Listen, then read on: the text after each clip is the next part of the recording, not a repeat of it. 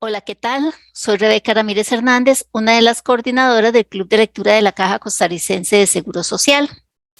El mes pasado leímos en el club el cuentario, te voy a recordar, Relatos de Ciencia Ficción, editado por la UNED.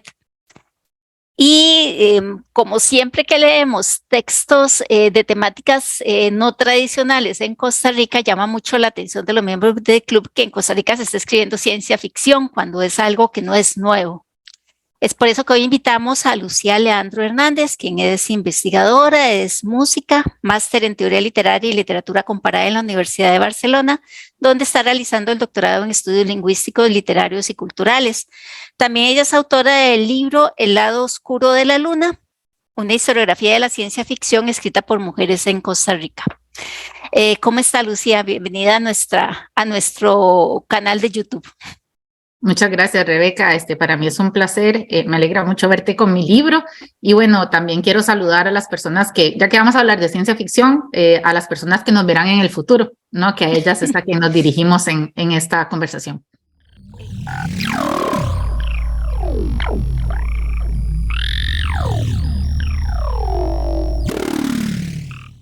Excelente, y eso es algo muy, en la actividad estuvo con nosotros Iván Molina Jiménez, y algo que nos llamó mucho la atención, que yo nunca había detectado en el tema de la ciencia ficción, es cómo de pronto no se trata tanto de aparatos, de futuros posibles, sino incluso de pasados posibles. Eso me pareció maravilloso.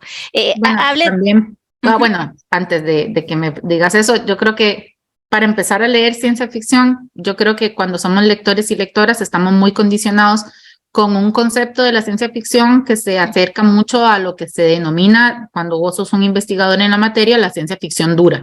¿Eso qué quiere decir? Que es el novum, que es como el extrañamiento cognitivo de este tipo de género literario, es siempre desentrañar ese misterio a través de razones científicas o tecnológicas. Este tipo de ciencia ficción es un tipo de ciencia ficción que es frecuente en Costa Rica, o sea, no solamente nos dedicamos a la ciencia ficción blanda, que es la otra parte del género de la cual la gente no conoce. Sin embargo, la ciencia ficción no siempre habla de todo el paradigma cognitivo que está alrededor de lo científico, de lo tecnológico. Cuando pensamos en ciencia, pensamos en ese tipo de ciencias, pero olvidamos que las ciencias humanas o las ciencias sociales también son ciencias, ¿no? Y dentro de ese paradigma tenemos que pensar este tipo de ciencia ficción, sobre todo que resume, te voy a recordar, relatos de ciencia ficción. Perfecto, muchas gracias. Es bueno ir esclareciendo eso porque tenemos un presupuesto y ver que va más allá de lo que pensamos que es la ciencia ficción. Lo que queríamos principalmente en esta entrevista es que nos hablara un poquito de la historia de la ciencia ficción en Costa Rica, que no es algo nuevo. Sí sabemos a partir de su libro que usted se especializa en la ciencia ficción escrita por mujeres, entonces tal vez destacando la producción costarricense también escrita por mujeres. Bueno, realmente, como decís, si Iván los acompañó, ya habrán escuchado de él, pues que realmente la primera como sistematización que se hace de la ciencia ficción en Costa Rica prácticamente la hace Iván. A partir de lo que él ha encontrado, porque además de que él es escritor de ciencia ficción, es historiador, ¿no? Entonces es alguien que ha ido como cartografiando el desarrollo de la ciencia ficción en Costa Rica.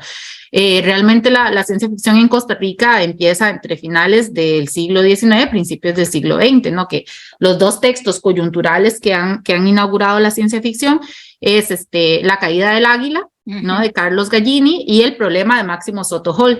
Que el problema es también curioso pensar que es un género, que la ciencia ficción ha sido un género en Centroamérica que se mueve a partir de los tránsitos migratorios de muchísimos de sus autores. Por ejemplo, Máximo Soto Hall, nosotros lo consideramos dentro del paradigma de la ciencia ficción costarricense, pero él era guatemalteco realmente, y estaba solamente de paso en Costa Rica cuando publicó El problema. O sea, hay ciertos historiadores de la ciencia ficción centroamericana que incluyen El problema dentro del corpus de la ciencia ficción guatemalteca. Pasa lo mismo con Rubén Darío, por ejemplo, al hablar de ciencia ficción en Nicaragua. Bueno, que realmente los primeros textos es muchísimo más adelante, digamos, en donde se produce por primera vez que se tenga registro. También es importante decir esto porque en América Latina, no solamente en Centroamérica, se ha hecho como un proceso que Rachel Haywood Ferreira denomina de etiquetación retrospectiva. Eso quiere decir que hemos ido descubriendo textos que en algún momento no se consideraban ciencia ficción y que ahora sí que lo son, ¿no? El primer autor que se reconoce de momento es Rubén Darío, ¿no? Como el primero, ¿no? Que escribe un texto. Sin embargo, los textos de Rubén Darío, a pesar de que él es nicaragüense, no los publica en Centroamérica por primera vez. Algunos de sus textos de ciencia ficción, los primeros los publican en Argentina y otros en Chile.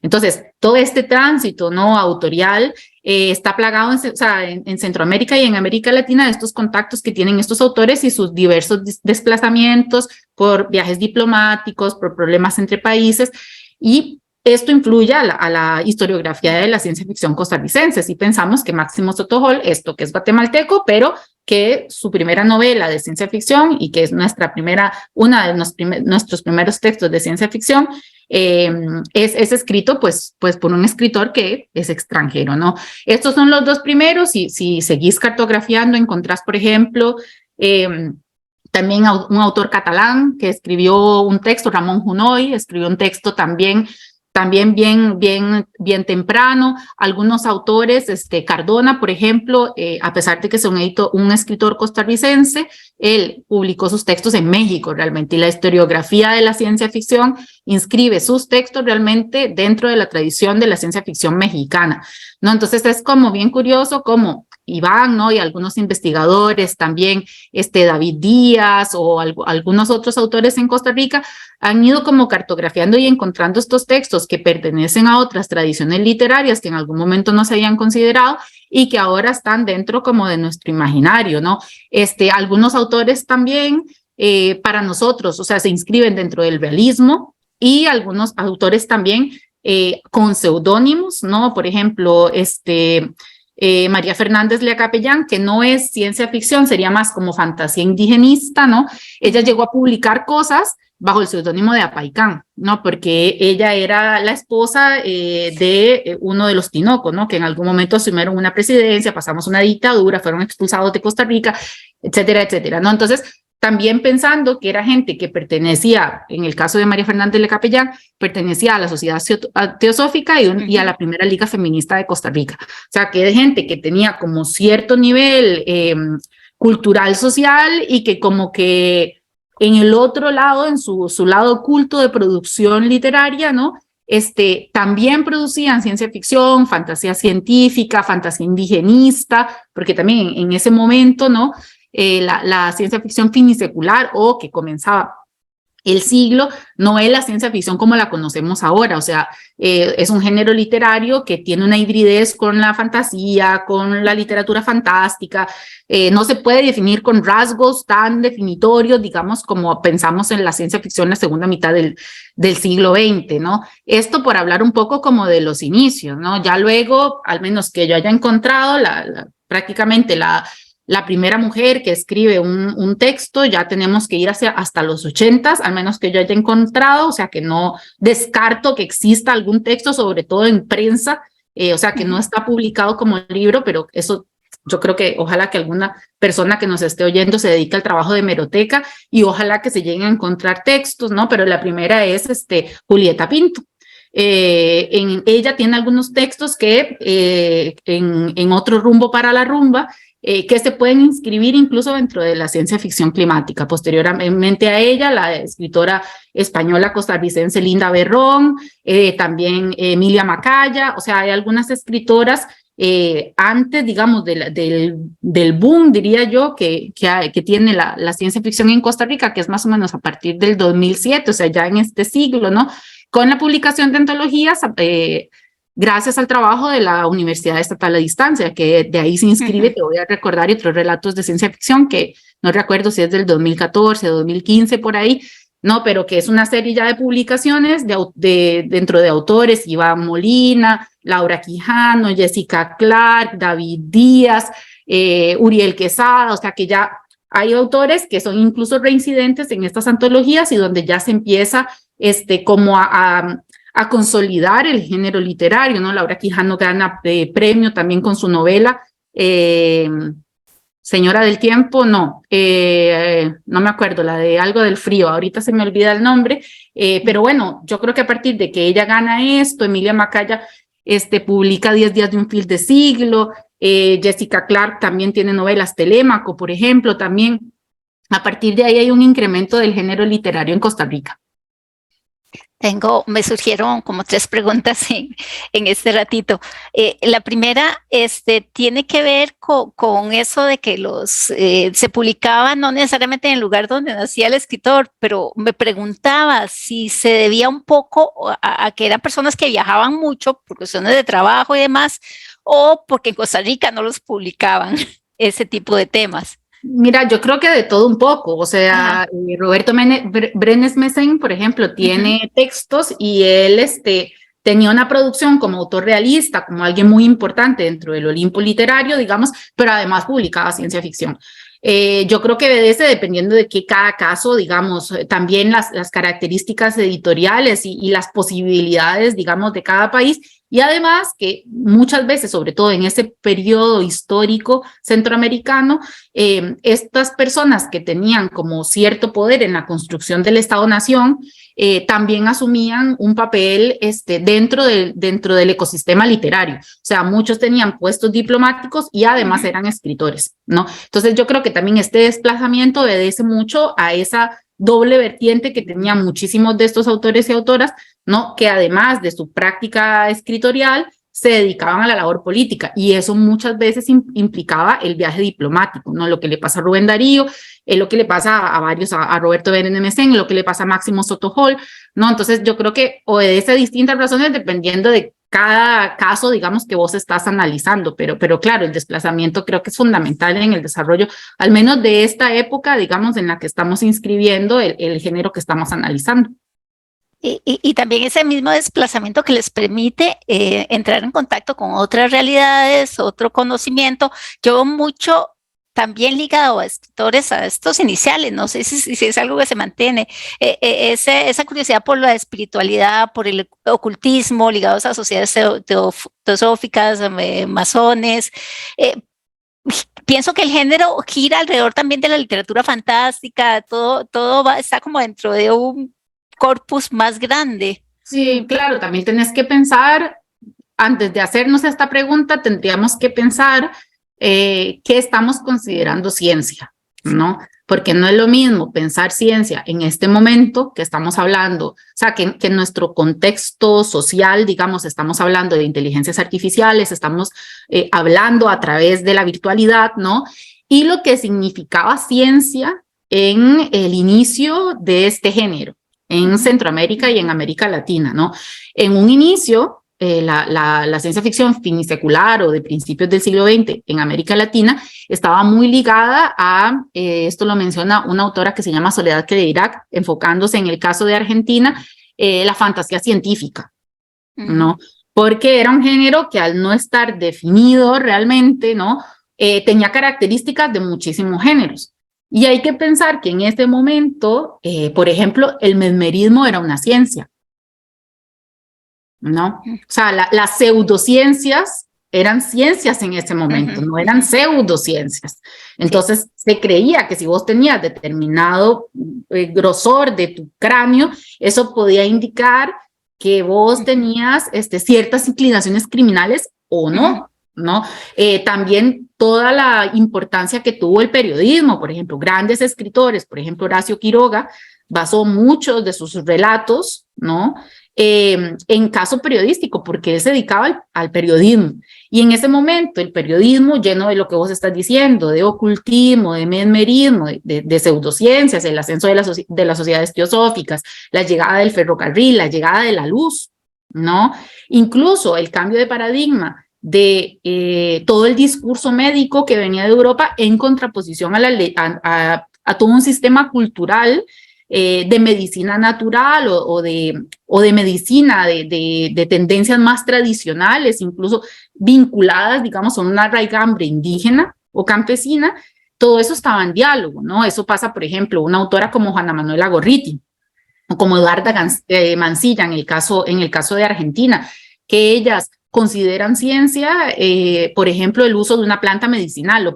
Se pone en conflicto el uso de una planta medicinal en contraposición al saber científico. La llegada del ferrocarril también condiciona muchísimo. Cómo cambia el paradigma de las ciudades. Por ejemplo, en Colombia está Soledad Acosta de Samper, que al llegar el ferrocarril a Colombia y cambiar todo el plan urbanístico de la ciudad, hace un texto que se llama Bogotá en el año 2000, una pesadilla. Y se imagina, digamos, cómo este cambio urbanístico y de desarrollo de transporte va a incidir en una Bogotá del año 2000. O sea, que también responde, digamos, a que el concepto de ciencia y el concepto de progreso que se está teniendo en una época de tanto cambio científico, tecnológico, pensando la tecnología no como la pensamos nosotros, sino como se pensó en ese momento, ¿no? Tiene una incidencia directa en esta literatura.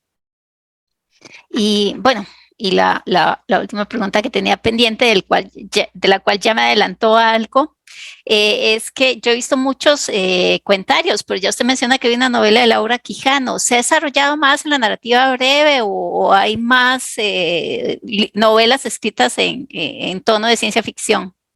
Ya recordé cómo se llama la de Laura. La de Laura se llama Una sombra en el hielo. Qué bien, porque yo sufro mucho cuando no me acuerdo de algo que estoy hablando. Hay novelas de ciencia ficción, hay bastantes. Por ejemplo, Laura tiene esta, que fue con la que ganó premio joven de la editorial Costa Rica. Luego está la de Emilia Macaya, desde 10 días de un fin de siglo, que está editada por la editorial, por Uruk, si no me equivoco. Sí. También está Telémaco, de Jessica Clark. También está El vuelo del Ra, de Manuel Delgado. Hay producción de novela de ciencia ficción en Costa Rica, pero yo me atrevería a decir que el terreno más fértil para la ciencia ficción en nuestro país es el cuento. Y creo que también eso, por la labor curatorial de Iván, ¿no? En el desarrollo de estas antologías, y por el trabajo de la UNED, de la editorial Costa Rica y de la editorial Club de Libros, que realmente que son las 3 editoriales en Costa Rica, que se han encargado como de hacer este trabajo, ¿no? De tratar de sistematizar y unir en determinadas antologías una serie de relatos que en algún momento, dependiendo del caso, algunos se escribieron especialmente por invitación, ¿no? Para esta antología, y otros ya existían en el catálogo de los autores y las autoras y solamente se recopilan. Creo que el único caso que no es así es Marte Inesperado, que está en La Nación, en la editorial de La Nación. Quitando ese, todas las antologías que hay en Costa Rica son de estas 3 editoriales que yo te menciono. Entonces yo me atrevería a decir, tampoco te puedo decir que he cartografiado y he leído todos los textos de ciencia ficción que hay en Costa Rica, pero al menos lo que yo he catalogado y lo que he leído, sobre todo oscilan en el relato corto, y creo que también es algo sintomático no solamente de Costa Rica o de Centroamérica, sino de América Latina. O sea, que el cuento, sin decir que hay novelas maravillosas dentro del género, realmente el cuento ha sido un lugar propicio, pensando, por ejemplo, que Minotauro acaba de sacar una antología que se llama El tercer mundo después del sol, que es de relatos de ciencia ficción de toda América Latina. Sintomático es que no hay ni un solo centroamericana. O sea, yo creo que el próximo trabajo es que en nuestra región haya una sistematización de lo que se está haciendo en Costa Rica, como se está haciendo en los otros países, y hacer una publicación a nivel regional de la producción que se está teniendo, porque no solamente es, si bien yo creo que el caso más prolífico de ciencia ficción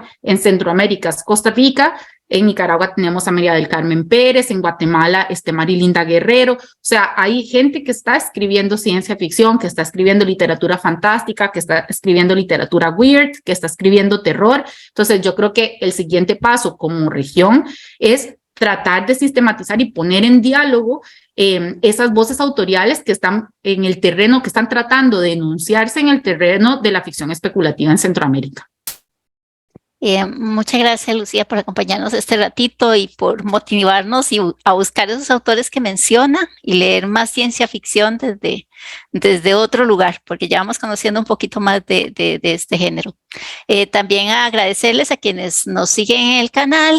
Recuerden marcar la campanita para que les llegue un aviso cada vez que subamos un video. Muchas gracias de nuevo, Lucía.